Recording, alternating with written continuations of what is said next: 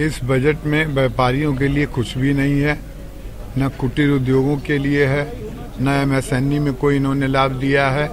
एक स्टार्टअप में 25% की जगह 15% किया है। बाकी ये बजट पूरी तरह से निराशाजनक है।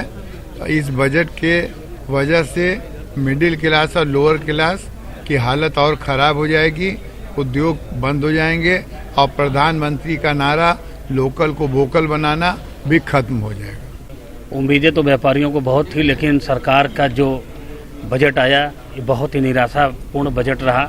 छोटे व्यापारियों के लिए सरकार ने कोई ऐसी व्यवस्था नहीं की जिसके लिए व्यापारी खुश हो सकें। तमाम चीज़ों में टैक्स बढ़ा दिया गया और कुछ चीज़ों को आने वाले समय के लिए कर दिया गया। वर्तमान में तत्काल व्यापारियों को कोई ऐसा लाभ नहीं मिल पाया। उम्मीदें तो बहुत थी, लेकिन सब धराशायी हो गई। व्यापारी वर्ग ये उम्मीद कर रहा था कि कोविड काल में जितनी आर्थिक मंदी है, कुछ ऐसा किया जाए कि पूंजी का प्रवाह बाजार में आए। तो टैक्सों में कहीं कोई छूट नहीं आई। इनकम टैक्स स्लैब में जहां उम्मीद थी कि कुछ अगर छूट बेशक चाहे 1 साल की दी जाए, जिसके लिए वाराणसी व्यापार मंडल ने वित्त मंत्री को पत्र भी लिखा था कि कुछ पूंजी का प्रवाह जब तक बाजार में नहीं आएगा तब तक कहीं से भी बाजार नहीं उठेगा। उसमें कोई चेंजेस नहीं किया गया।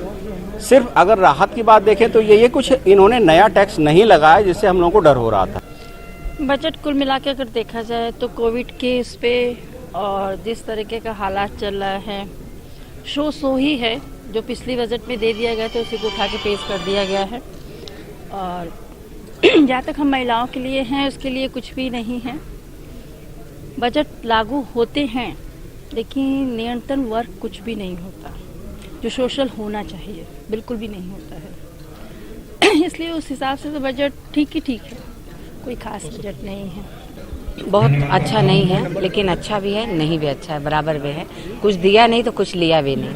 महिलाओं के लिए क्या है? महिलाओं के लिए विशेष एक चीज़ यही है कि रात में भी महिलाएं जॉब कर सकती हैं, उनको सुरक्षा भी दिया जाएगा।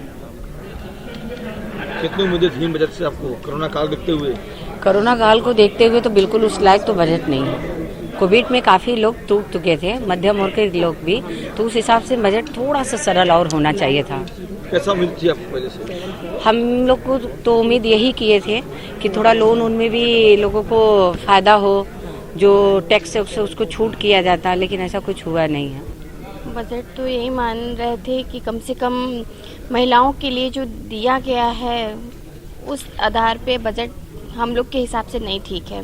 क्योंकि कहा गया है कि आपका बजट महिला सुरक्षित है रात के समय वर्क करते वक्त, लेकिन मेरे हिसाब से नहीं है। जब वो दिन के उजालों में सुरक्षित नहीं है तो रात में क्या सुरक्षित रहेंगे? देखिए, कोरोना काल कोविड-19 के बाद जो बजट आई है हमारी, और हम लोग की बहुत सी आशाएं थी कि हमारे बिजनेसमैन जितने हमारे बिजनेस बंद हुए हैं उसके लिए कुछ नहीं किया गया। जो टैक्सेस है और हम लोग खुद व्यापारी हैं, और व्यापारी करने के बाद जो जीएसटी का हम लोग का अभी बचना चाहिए था वो कहीं से नहीं बच पा रहा है। और हर जगह आप कोई भी प्रोडक्ट मंगा रहे हो तो टैक्स लगना ही लगना है, जीएसटी। और सबसे बड़ी बात यहाँ अभी जो लोनिंग की है वो लोनिंग भी माफ़ नहीं हुई है। मैं इसलिए सरकार से आगाह करूँगी कि इसको लोनिंग का कम से कम वो सही करे। वो महिलाओं के लिए क्या है? देखिए, महिलाओं लोग के लिए हम लोग को अगर सुरक्षा मिल जाती है बहुत बड़ी बात है। ये अभी मैम ने बोला कि जो 12 बजे रात के बाद भी आपको सुरक्षा मिलेगी, तो अभी तक हुई नहीं है। मैंने सुना है, केवल टीवी तक मैं देखी हूँ, लेकिन अभी तक आया नहीं है कि सुरक्षा मिली है महिलाओं का। और इतनी घटनाएं हो रही हैं, और अगर ये इस तरह 2021 में ये घटना अगर नहीं घटती है तो मैं बजट को भी अच्छा मानूँ। बजट जितनी उम्मीद थी उसके हिसाब से तो चीज़ें नहीं हुई हैं, लेकिन ओवरऑल ठीक है। जो हम लोग उम्मीद कर रहे थे कि पैंडेमिक की वजह से एक्स्ट्रा टैक्स बर्डन में भी आ जाएगा, लेकिन ऐसा सरकार ने किया नहीं। उससे हम लोगों को राहत दिया है, व्यापारियों को सबको राहत दिया है। और सीनियर सिटीजन के लिए भी बेनिफिशियल ये है कि जो पेंशनर है वो इंटरेस्ट जिनको मिल रहा है और 75 साल से ऊपर की एज है उनको रिटर्न फाइल करने की ज़रूरत नहीं है। ये भी अच्छी चीज़ है, ये अच्छा इनिशिएटिव। स्टार्टअप जो छोटे बिजनेसमैन है, जो स्टार्टअप इंडिया का जैसे मोदी जी ने किया हुआ है, उसमें जो बिज़नेस आ रहे हैं उनके लिए मार्जिन 25% से घटा के 15% कर देना, ये भी एक अच्छा इनिशिएटिव माना जाएगा। किसानों के लिए क्या है? किसानों के लिए तो इस समय सरकार बहुत अच्छा सोच रही है, और किसानों की आय जैसा उसने कमिटमेंट किया है और जिस तरीके से इनिशिएटिव ले रहे हैं ये लोग, उनकी आय भी अच्छी बढ़ेगी। बजट उम्मीद पर पूरा खरा नहीं उतरा, लेकिन जो कि है आम जनता के लिए शांति की बात यह है कि गवर्नमेंट ने कोई अलग से टैक्स नहीं लगाया। जैसा कोविड के चलते गवर्नमेंट का राजस्व की हानि हुई है, एक तरह से मन में शंका था कि गवर्नमेंट कोई और टैक्स न लगा दे, तो उससे जो कि है आम जनता को राहत मिली है। और इस बजट में कुछ ऐसा विशेष नहीं था कि जिससे कहा जाए कि जनता को राहत मिलने वाली है, सिवाय जो पेंशन भोगी हैं वरिष्ठ नागरिक जिनका पेंशन से और ब्याज से आय आ रही है, उन्हीं को गवर्नमेंट ने रिटर्न फाइल करने से छूट दिया हुआ है। अभी भी इस पर विस्तृत उनका रिपोर्ट देखना पड़ेगा।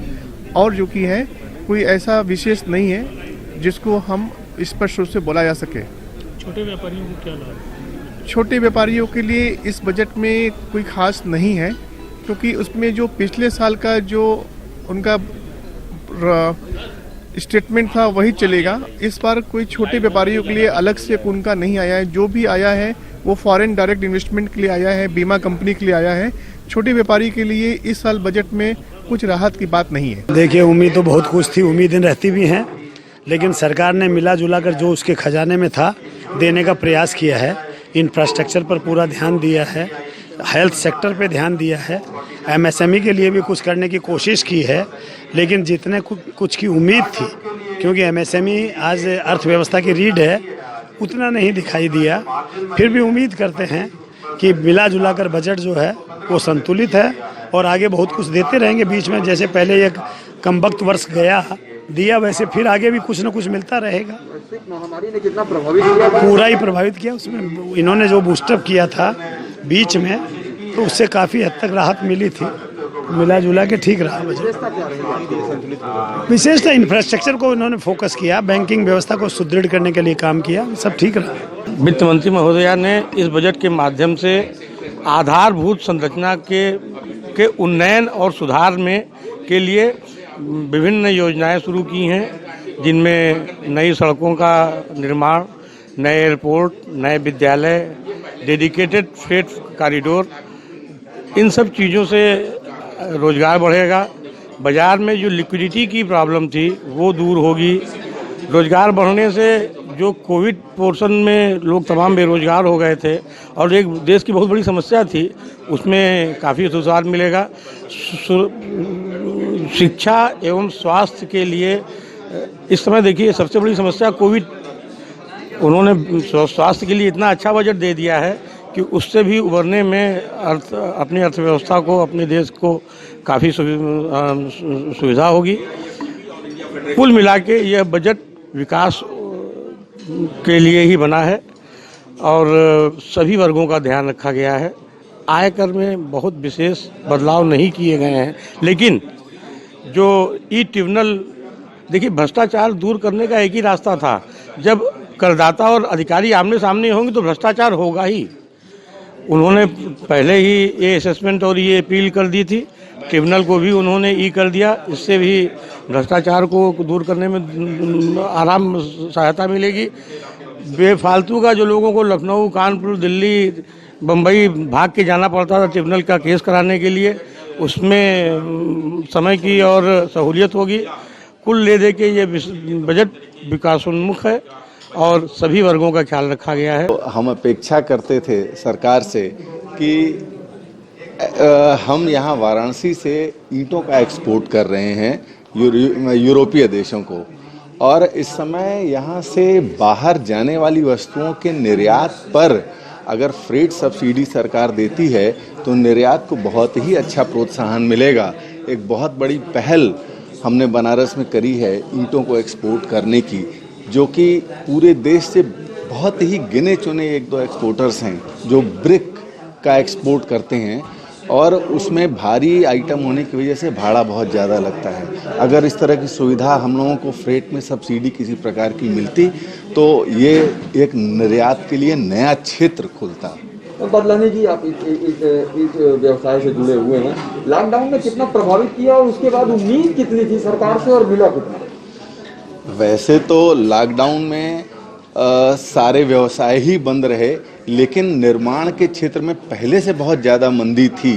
सरकार ने उसको प्रोत्साहित करने का प्रयास किया है और अपने देश में माननीय प्रधानमंत्री जी ने जो सबके लिए आवास योजना 2022 तक उपलब्ध कराने का प्रयास किया था, उसमें हम लोगों को किसी प्रकार की कोई राहत नहीं मिल पा रही है ईंट उद्योग को।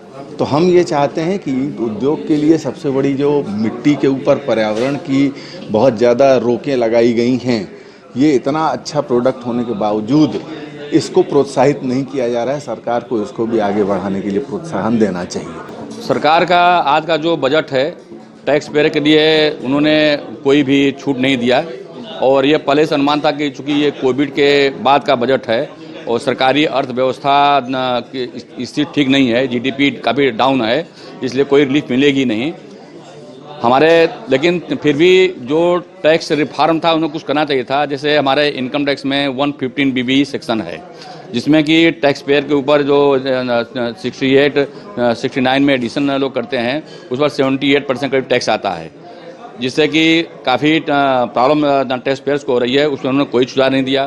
दूसरा स्लैब जो आपका है उन्होंने क्या कि 5 लाख तक इनकम दिखाने पर आपको कोई टैक्स पे नहीं करना है, लेकिन 5 लाख से ऊपर जैसे ही आप 1 रुपये भी बढ़ाते हैं तो उसमें स्लैब लगता है 2.5 लाख की छूट, 2.5 लाख पे आपका 5% टैक्स।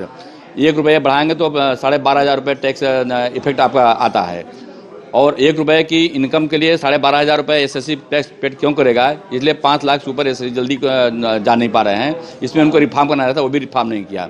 कंपनी एक्ट में भी ढेर सारी प्रॉब्लम्स हैं, उन्होंने चेंज नहीं किया। इसके अलावा उन्होंने एक सुधार जरूर किया कि जो आपका 1023C का है उसकी लिमिट जो 1 करोड़ थी बढ़ा के 5 करोड़ कर दिया। ये थोड़ा ये जो सोसाइटी ट्रस्ट हैं उनके लिए काफ़ी राहतफुल है। सर, वैश्विक महामारी ने पूरे विश्व को प्रभावित किया।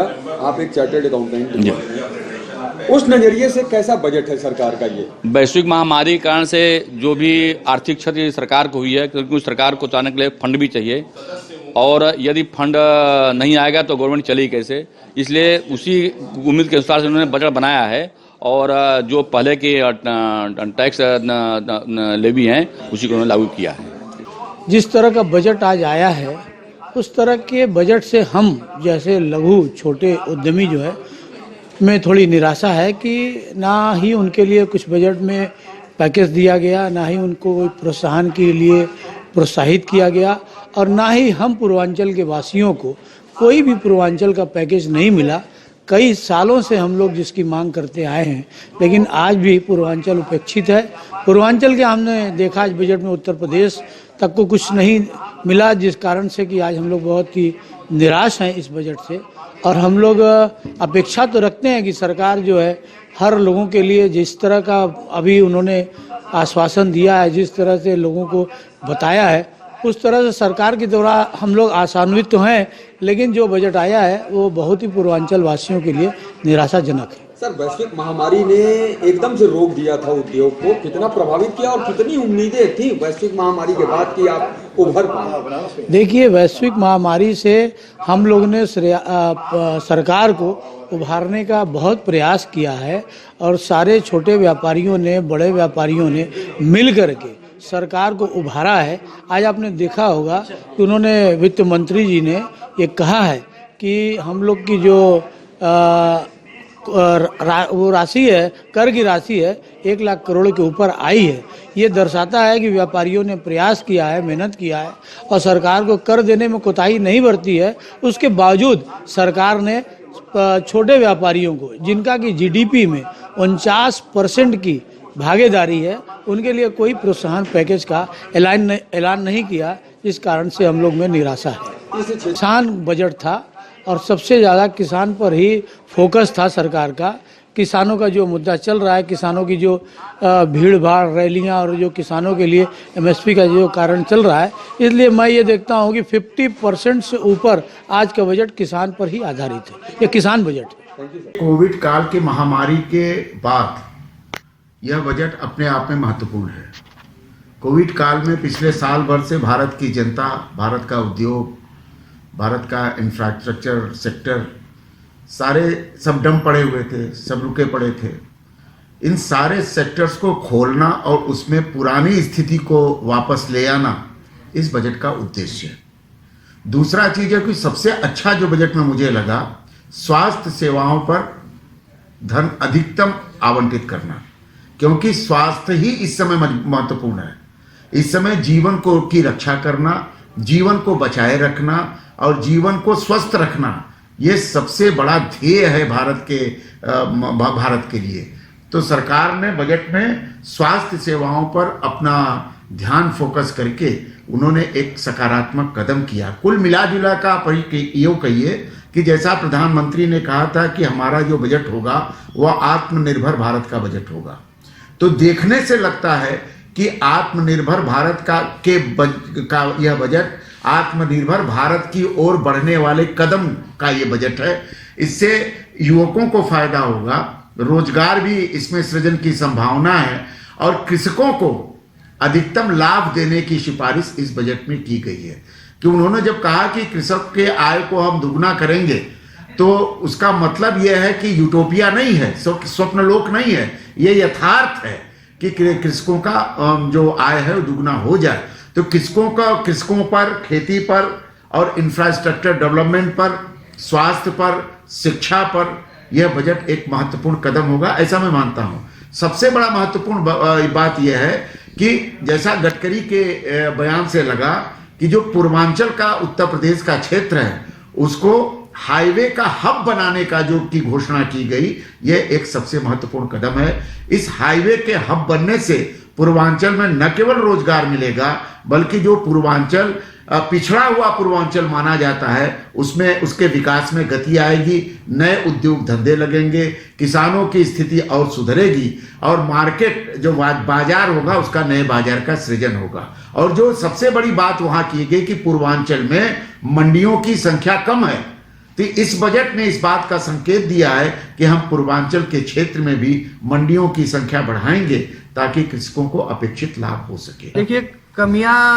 इस समय मुझे नहीं लगता कमियां गिना सही रहेगा, लेकिन जैसे अभी कोरोना की में अर्थव्यवस्था भारत की पटरी से उतर गई थी पूरे विश्व भर की, तो ये बजट उसको खड़ा करने के लिए अर्थव्यवस्था को कारगर साबित होगा।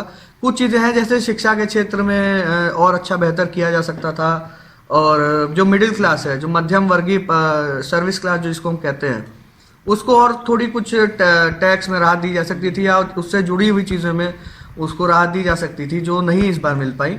लेकिन उम्मीद है कि आगे मिलेंगी, जब कोरोना से अर्थव्यवस्था उभर जाएगी तो आगे उम्मीद है कि कुछ बेहतर होगा। ये बजट छात्र हित में है। नए केंद्रीय विश्वविद्यालय खोलने की घोषणा की गई हो, चाहे वो देखिए जैसे बूम किया गया है स्टार्टअप्स को, उनको टैक्सेशन में छूट दी गई है, इन सब चीज़ों को देखा जाए तो ये बजट छात्र हित में है और एक युवा के हित में है। यूथ के लिए बूम करने वाला बजट है, शानदार बजट है। क्या इसमें और भी कुछ होना चाहिए था? क्या हाँ, बिल्कुल, विद्यार्थियों के लिए थोड़ी सी फेलोशिप बढ़ाई जानी चाहिए थी, जो कि इस बार नहीं हुआ है। हम उम्मीद करते हैं अगली बार सरकार इस विषय पर ध्यान रखेगी। देखिए, ये जो बजट जिस परिस्थिति में पेश किया गया वो देश और पूरे विश्व के लिए एक महामारी की स्थिति थी और उससे निपटना एक बड़ी चुनौती थी।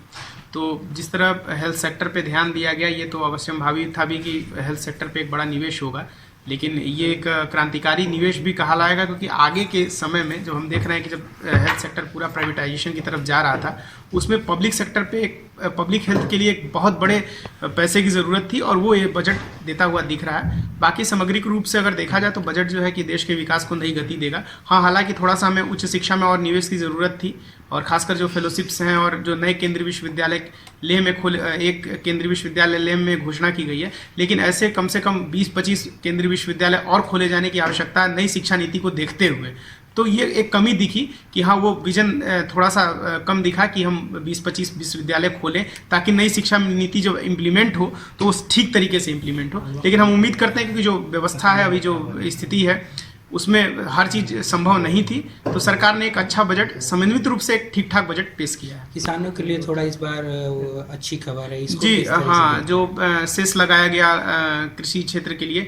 देखिए, अन्नदाता हमेशा, आप अन्नदाता को, एक बहुत बड़ा वर्ग अन्नदाताओं से जुड़ा हुआ है, किसानों से, और लगातार अगर आप उनकी उपेक्षा जो पहले होती आई है, और जैसे अभी हम देख रहे हैं कृषि आंदोलन भी चल रहे हैं, तो उस आलोक में ज़रूरी था कि हम इन्वेस्ट लगातार करें कृषि में। कृषि को जब तक हम लाभदायक उद्योग नहीं बनाएंगे तब तक जो है कि केवल नारों में ही किसान हित रह जाएगा, किसान कल्याण रह जाएगा, जमीन पे नहीं उतरेगा। तो सरकार की मंशा दिख रही है कि हाँ, हम जो है कि उनकी आय को जो दोगुनी करने का जो लक्ष्य है उसके प्रति जो है वो समर्पण दिख रहा है इस बजट में। और हम उम्मीद करते हैं कि किसानों की आय दोगुनी नहीं 3 गुनी भी हो, ताकि क्योंकि वो सबका पेट भरते हैं पूरे देश और पूरे विश्व में जो है भारतीय किसान जो भारतीय फसलें हैं वो जाती हैं, निर्यात होता है, और हम जो है कि पूरे देश का जब पेट पाल रहे हैं तो कम से कम हमारा पेट पालने की उचित व्यवस्था होनी चाहिए, और ये सरकार इस बजट में उसने किया है। जी, ये भारत का हर एक नागरिक का बजट है, ये मिला जुला बजट है। लेह लद्दाख में जो विश्वविद्यालय खुलने की बात है ये बहुत अच्छी बात है,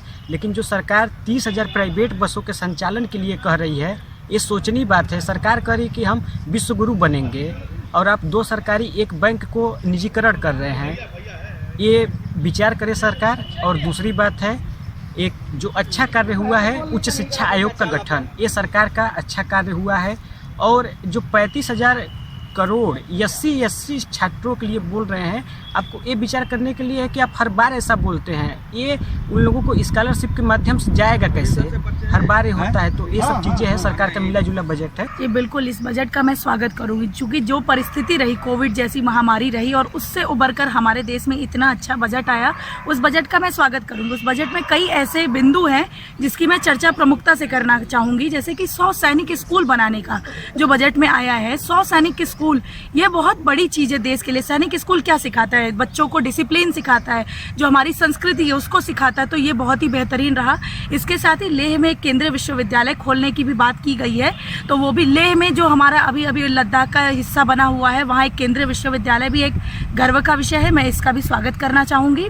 और साथ ही जो बजट में कई चीज़ें आई हैं जो अच्छी हैं हमारे स्वास्थ्य के विषय पर भी जो हमारा बजट है बढ़ा दिया गया है, 2,84,00,000 के आसपास कर दिया गया है, तो ये भी बहुत ही अच्छा विषय है। बजट तो छात्रों के लिए, क्योंकि मैं छात्र हूँ तो मैं तो छात्रों के बारे में ही सोचूंगा। तो सबसे अच्छा कदम है कि जो आदिवासी जनजातीय क्षेत्रों में जो छात्र पढ़ने के इच्छुक थे लेकिन विश्वविद्यालय या विद्यालयों की कमी के कारण वह पढ़ नहीं पाते थे, तो इसमें एक अच्छा आया है कि एकलव्य विद्यालय, लगभग 750 एकलव्य विद्यालय खोले जाने हैं, जो अच्छा रहेगा कि हमारे जनजातीय और ऐसे पिछड़े क्षेत्रों में जो शिक्षा का काम करेंगे।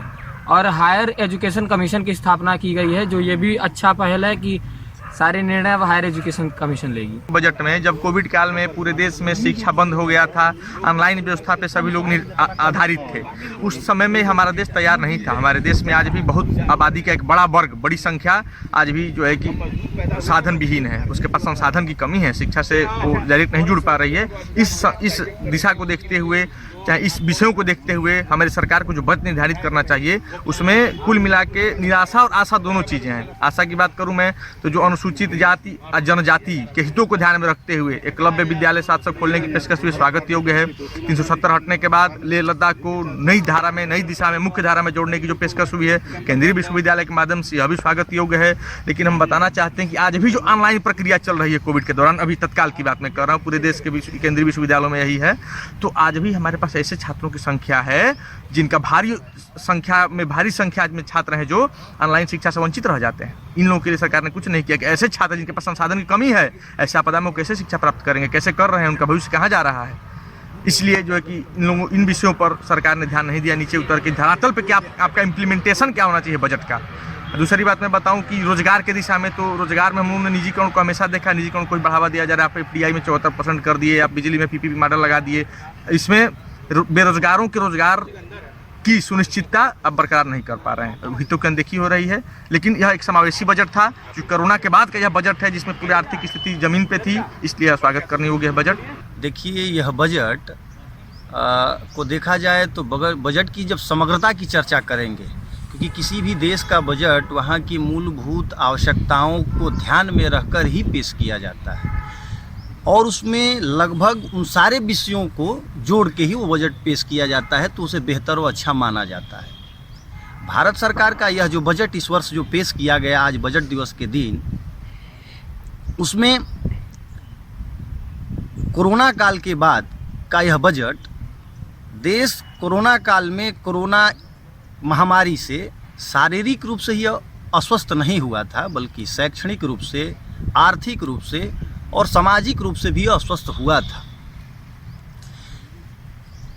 यह बजट देश के शारीरिक स्वस्थता का, वैक्सीन का तो काम कर रहा है, लेकिन अन्य क्षेत्रों को इससे लाभ बहुत ज़्यादा मिलने वाला नहीं है।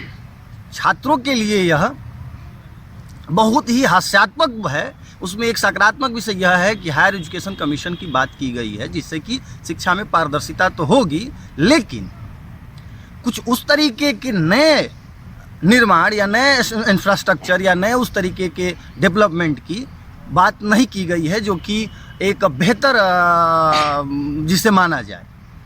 जो पूर्व के सत्रों में जो बजट था उसकी इम्प्लीमेंटेशन की ही इसमें बात किया गया है।